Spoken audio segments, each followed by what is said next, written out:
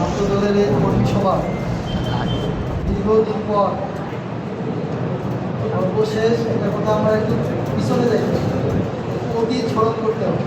অতীতটা কি অনেকে জানে কিনা আমি জানি না, কিন্তু অনেকে হয়তো জানে না।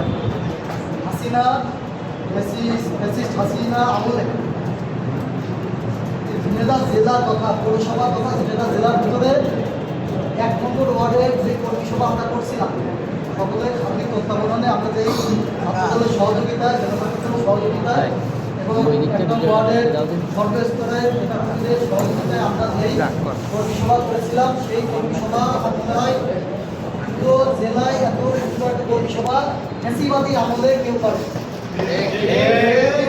এটা যারা জানে না তারা জানে না, তাদের ব্যর্থতা। আর যারা জানে তাদের আমি আবার স্মরণ করলাম। তো সেইবার খুব দুঃখের সাথে স্মরণ করতে হয় যে বানরের রুটি ভাগাভাগি, নেতারা অনেকে জানে, এটা অবকাশিত সত্য কথা।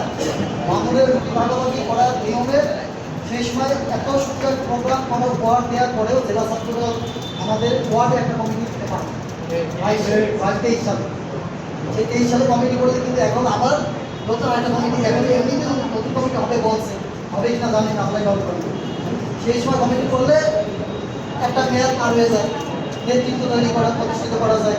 কিন্তু এই যে জেনারেশন গ্যাপ, আমরা এমনিতেই যেমন ছাত্র খুঁজে পাওয়া আছে, এখন এমনিতে ভালো ছেলেগুলো খুঁজে পাওয়া আছে।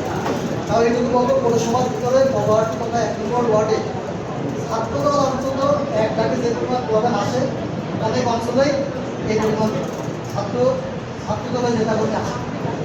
তবুও আমি আশা করবো ছাত্রদল যদি টিকিয়ে রাখতে হয়, ছাত্র নেতারা যারা জেলা ছাত্রদলের নেতা আছেন আপনারা যেন তাদের প্রতি দেখেন। এই বলে আমি আমার শেষ করছি।